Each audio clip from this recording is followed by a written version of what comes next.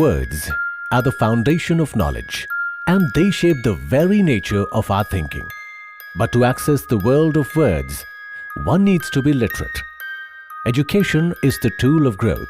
It empowers you to reason, to think, and the literate society becomes the pillar of future progress. But there are some for whom this path becomes difficult, even though they have the potential. India has a population of 15 million visually impaired of the 39 million across the world, who have long been unable to access printed documents like books, newspaper, and magazines. It is a strange situation where such a vast number of people are unable to access knowledge and become a stakeholder in the national progress. There must be a solution, a way by which they can be part of the mainstream. But before thinking about the solution, we need to understand the nature of visual impairment.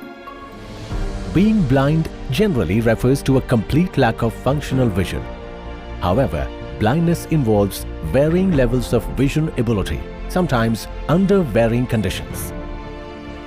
Vision is the result of light rays hitting the back of the eye or retina, and then the optic nerve transmitting electrical signals to the brain. Blindness occurs when an inadequate amount of light hits the retina or the information has not been delivered to the brain correctly. The cornea is transparent to allow light to enter the eye and curved to direct it through the pupil behind it.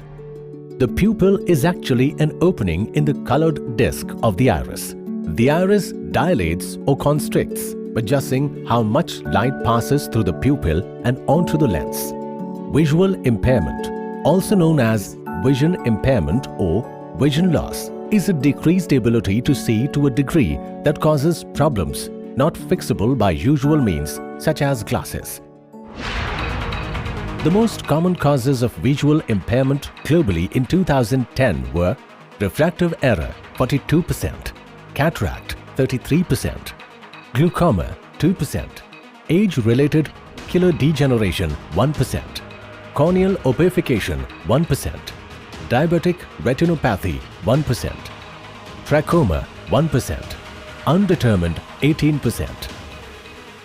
The nervous system must receive and process information about the world outside in order to react, communicate. Nerves relay the signals to the brain, which interprets them as sight, sound, smell, taste, and touch. Visual impairments have considerable economic costs, both directly due to the cost of treatment and indirectly due to the decreased ability to work. Every day of our lives and for virtually every waking minute, we depend upon our vision. We cannot imagine the difficulties which the visually impaired people face. It is very easy to comprehend the complex science of vision. But for the visually impaired people, it has no meaning, as their information input is dependent on instincts and available knowledge. The development of digital technology has made it easier to create tools for the visually impaired, and thanks to the innovative efforts of our scientists, they have developed a device called Divya Nayan, by which they can read texts with ease. In the visually impaired people, except sight, all other functions are capable of acquiring knowledge. So, the significant question is, how to supplement the loss of vision?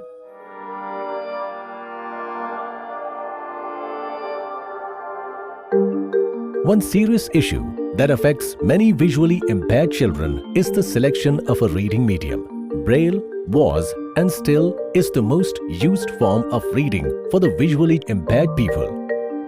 Braille is named after its creator, Louis Braille, a Frenchman who lost his sight as a result of a childhood accident.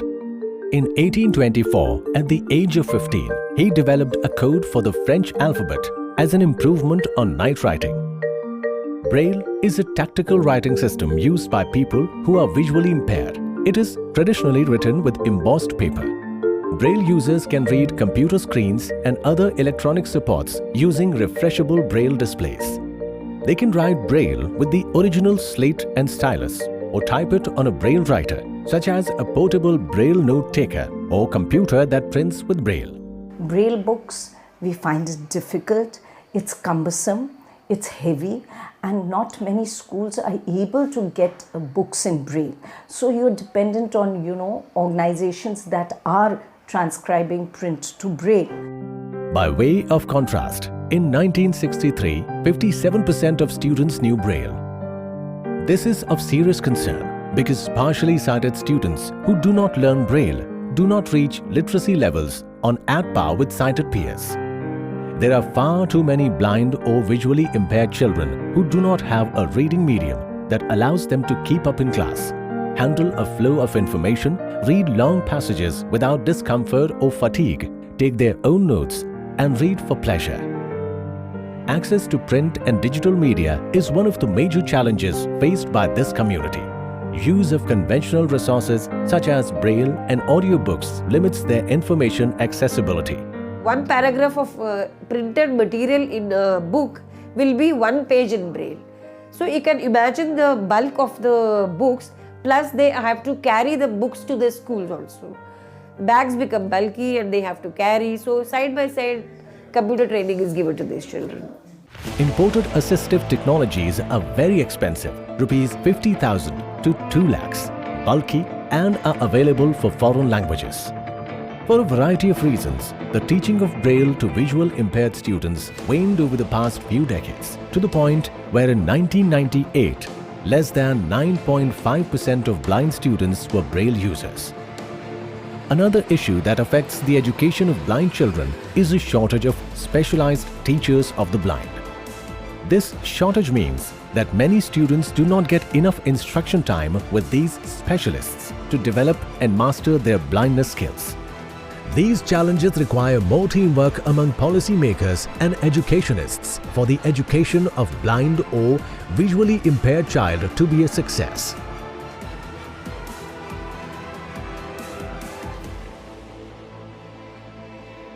Education is one of the most important factor in making the differently able persons independent. Before we can imagine to provide all the infrastructure and facilities to the visually impaired,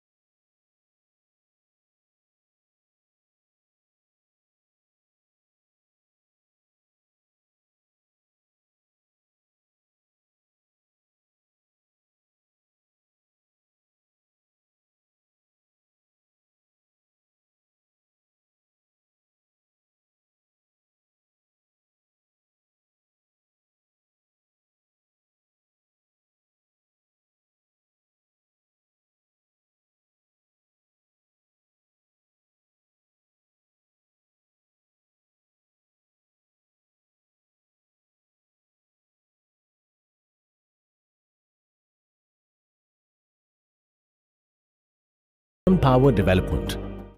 There is no doubt that visual impairment enhances the difficulties that arise when visually impaired people try to understand the world around them.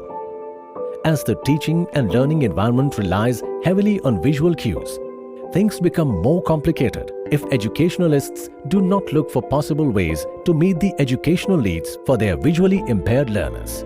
It is estimated that at least 2 lakh children in India have severe visual impairment or blindness, and approximately 15,000 are in the schools for the blind. Although this represents a small percentage of the estimated 5 million blind in India, it is significant in terms of blind years. Statistically, a large percentage of visually impaired persons are unemployed and uneducated in India because they do not have access to higher education. Till now, the visually impaired had to use the tactile touch sense to recognize the world around them. Even now and then, the perennial debate of technology being a bane or boon is won by innovations that literally brighten up the world. Braille being the most established method. Ever since Raymond Kurzweil, the inventor of Kurzweil reading machine, developed a reading machine for the blind in 1974. The dream of visually impaired people for using this machine in a handheld manner had not been fulfilled till today. Due to technical limitations of developing handheld image scanner devices, even these days, such machines use flat bed scanners, where a blind user has to keep a book inverted on the flat bed. Obviously, such machines do not provide a real hand control to the user, particularly to a level finer than a page. With the advancement in technologies, variety of reading machine for blind have been designed which uses either flatbed scanner or camera technology. The working principle lies in the use of 5 technologies. Handheld contact scanning, using optical encoders to sense strip image with precise location to seamlessly form an image. Document layout analysis is a language-independent process which segments the document into ordered pieces of information. Optical character recognition, recognize text from image. Text-to-speech synthesis, language-specific with natural voice quality.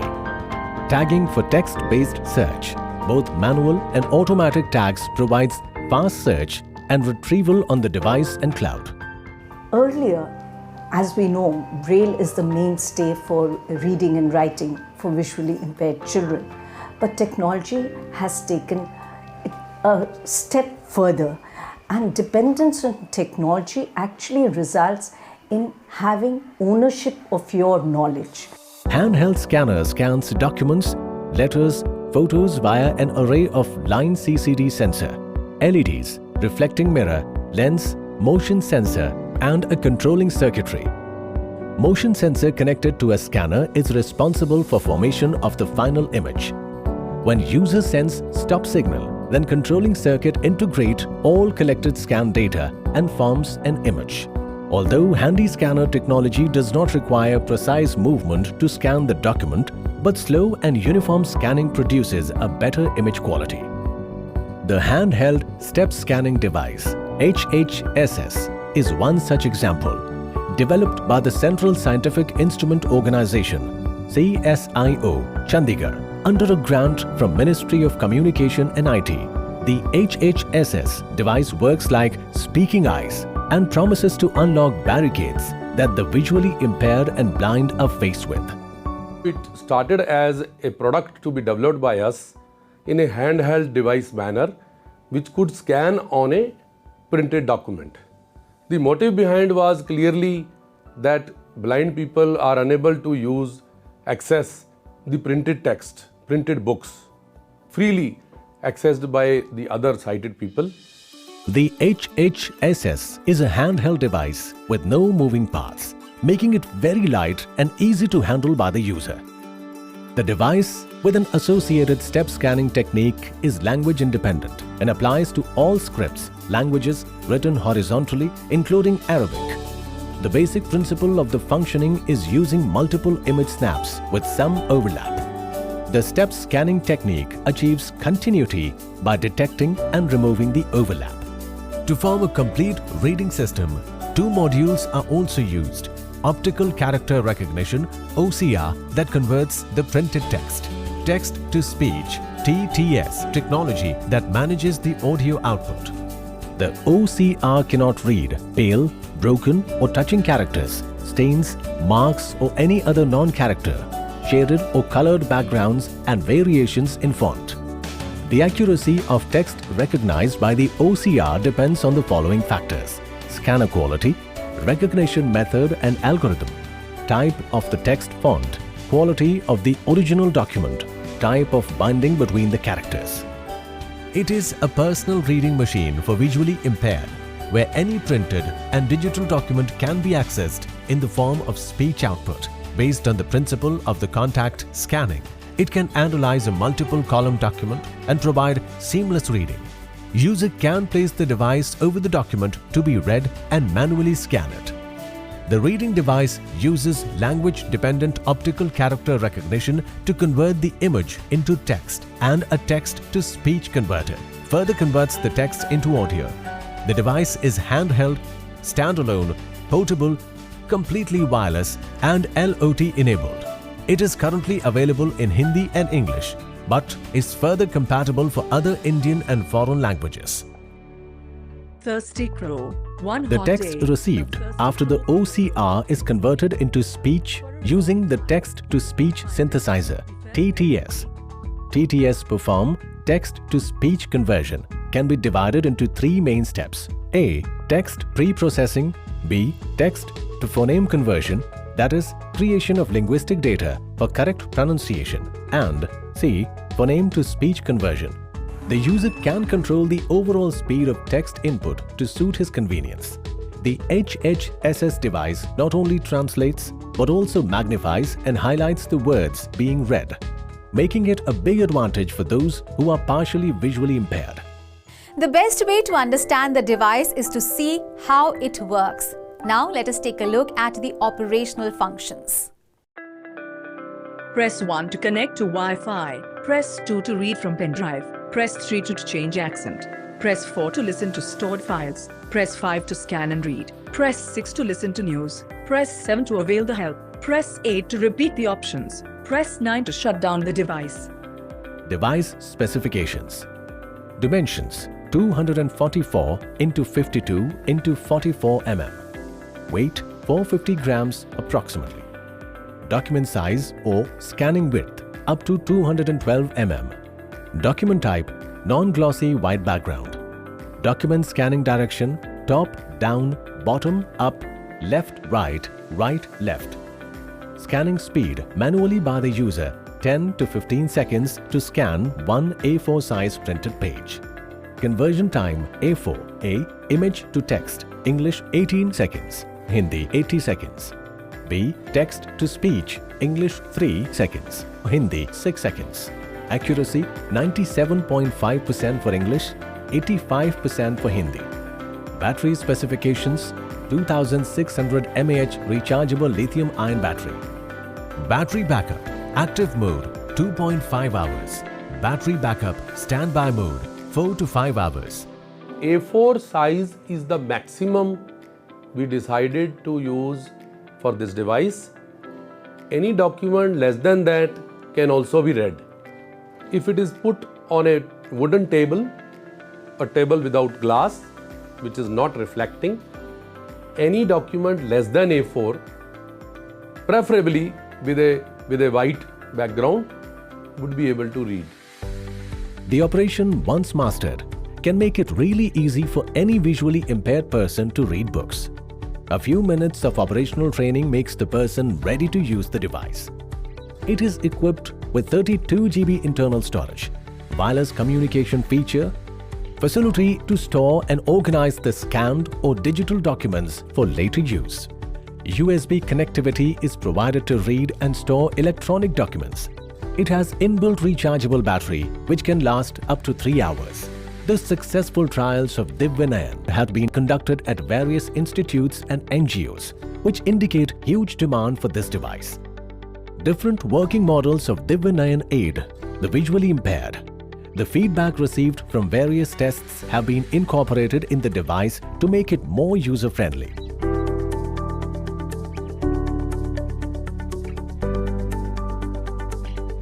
This is just a beginning. Once we enter, our concept and our technology is being used by the users, those who are there, then various forms of Divya Nayan will be developed from this laboratory.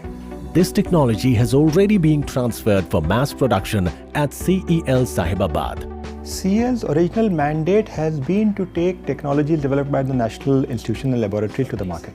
We have over the period worked with various CSIR labs and DRDO labs, etc. for a number of technologies that we have commercialized.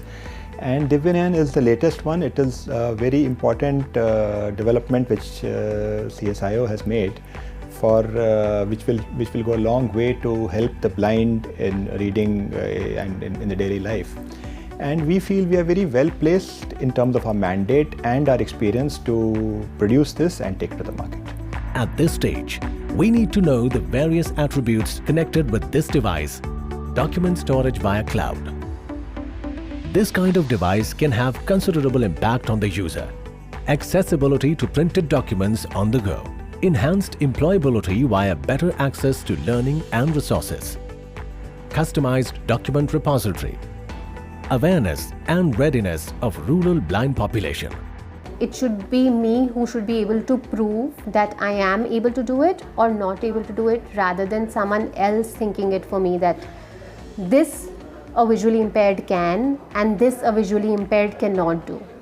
Knowledge is the instrument of opportunities. It expands the arena of expectations. To give the visually impaired this instrument, by which the world of immense knowledge is at their doorstep, is in itself a revolutionary step. Imagine the number of visually impaired people in the country, and by educating them, we can tap their talents and capabilities to become a working force. They can become income generator and also entrepreneurs. With advancement of technology, this is also being upgraded to be used on mobile phones. CSIO has developed an app which can perform the same functions on mobile. Every step in technological upgradation opens new doors of hope, and Divya Nayan is indeed bestowing the gift of sight to the sightless and has great promise to light up their world. We have the technology, the will, and the desire to develop, and the scientists in India have once again proved that Make in India is possible in all dimensions.